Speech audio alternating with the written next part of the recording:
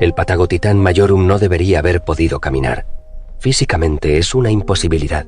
Mover 39,5 metros de longitud y 70 toneladas de masa sobre tierra firme desafía cada ley de la biomecánica que conocemos. Para que tengan una referencia, estamos hablando del peso de 14 elefantes africanos concentrados en un solo organismo biológico. El Patagotitán no era simplemente un animal grande, era una obra maestra de ingeniería que hackeó las leyes de la gravedad y la presión para existir. Pero, ¿cómo es posible que un corazón de carne y músculo logre vencer la gravedad en una escala tan masiva? Si este tipo de historia te enciende algo por dentro, el botón está ahí. Lo que viene es exactamente para eso. Hace 101 millones de años, en el Cretácico tardío, la Patagonia no era la estepa árida que conocemos. Sudamérica era una isla inmensa y aislada, un laboratorio evolutivo donde el clima alcanzó algunas de las temperaturas más extremas de toda la historia de la Tierra.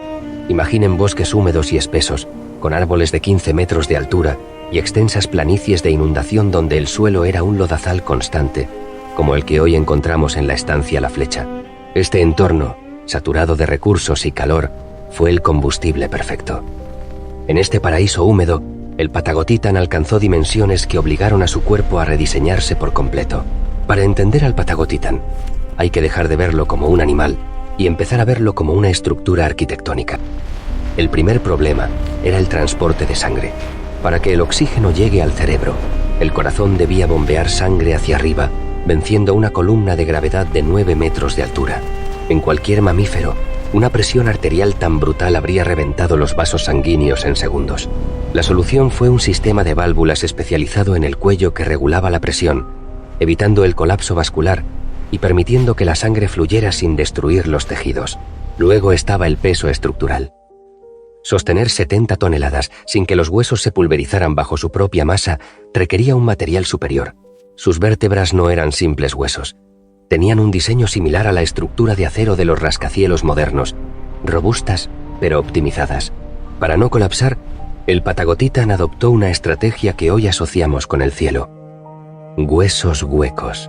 Al igual que las aves modernas, redujeron la densidad del hueso para maximizar la resistencia y minimizar el peso muerto. El fémur, un pilar de carga de 2 metros con 40 centímetros, era la base de este sistema, una columna biológica capaz de soportar una presión atmosférica interna devastadora. Pero un cuerpo así necesita combustible, y el combustible es oxígeno.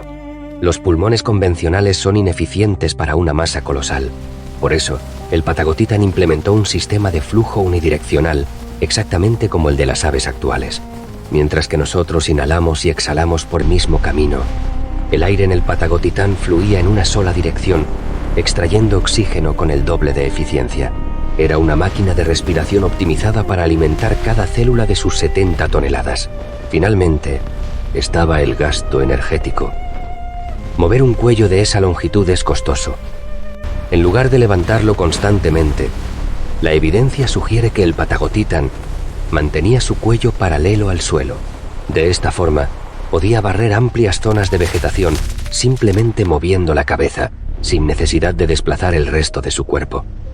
Era eficiencia pura, el máximo alimento con el mínimo movimiento. Pero, ¿para qué invertir tanta energía biológica en ser el animal más pesado de la historia? El tamaño era su escudo. Para un depredador como el Tyrannotitan chubutensis, un adulto de esta especie era básicamente una montaña de carne invulnerable. En el sitio de hallazgo se encontraron 60 dientes de terópodos, pero no estaban allí porque hubieran logrado cazar exitosamente. Estaban allí porque la piel del Patagotitán era tan gruesa que los dientes de los carnívoros se quebraban al intentar penetrarla. El tamaño no era solo para intimidar, era una armadura biológica. Además, el gigantismo ofrecía una ventaja digestiva invisible. Cuanto más grande es el sistema digestivo, mayor es la capacidad de fermentación interna. El Patagotitán podía procesar vegetación de baja calidad que mataría de hambre a un animal más pequeño simplemente porque tenía más tiempo y espacio para descomponer la celulosa. A esto se sumaba la inercia térmica. Con 70 toneladas de masa, su temperatura corporal se mantenía estable a pesar de las fluctuaciones externas. Era, en esencia, un tanque térmico y digestivo. A pesar de ser la solución perfecta para su entorno, el registro fósil revela un misterio inquietante sobre su final. En 2011, Un peón llamado Aurelio Hernández encontró la punta de un fémur en la Patagonia. Lo que siguió fue un trabajo titánico, liderado por José Luis Carballido y Diego Pol. Aquí es donde la historia del Patagotitán se separa de la de otros gigantes. Durante años, el Argentinosaurus fue el rey, pero sus estimaciones se basaban en menos de 20 huesos. El Patagotitán, en cambio, nos entregó más de 200 restos, recuperando el 60% de su esqueleto. Esto convierte la cifra de 69 toneladas en un dato científico sólido, no en una suposición. Ya no estamos adivinando, estamos midiendo. Sin embargo, hay un detalle en los fósiles de la estancia La Flecha que cambia la narrativa de una muerte solitaria. Hay algo más en esta historia que la mayoría de la gente no conoce. Es lo que más me costó procesar cuando lo leí en los informes originales. Pero antes, si te apasiona descubrir cómo la naturaleza llega a sus límites, suscríbete al canal. El yacimiento de la estancia La Flecha no es la tumba de un animal, sino un cementerio de adultos jóvenes. Todos los ejemplares analizados corresponden a individuos que, en términos humanos, tendrían 18 años. Todavía estaban en fase de crecimiento. Lo más perturbador es que los fósiles están distribuidos en 3 niveles estratigráficos diferentes. Esto significa que los gigantes no murieron en un solo evento catastrófico. Murieron en momentos distintos, posiblemente durante años. La teoría es desoladora. Durante sequías extremas, estos colosos se congregaban en las últimas lagunas disponibles. Allí, debilitados y deshidratados, colapsaban uno tras otro. El lugar se convirtió en una trampa recurrente, donde los animales morían in situ y quedaban expuestos a los carroñeros durante meses antes de ser cubiertos por el lodo. No fue una tragedia súbita, fue un ciclo de muerte lenta y previsible.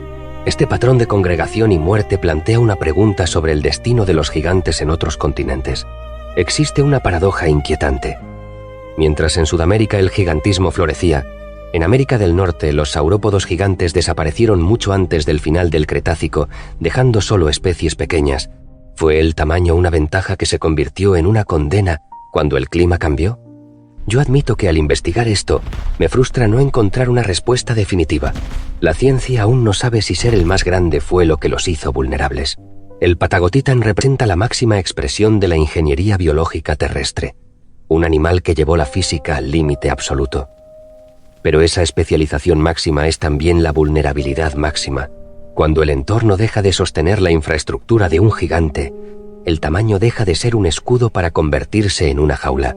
El récord de peso no fue un triunfo final, sino el límite exacto donde la biología ya no pudo seguir creciendo.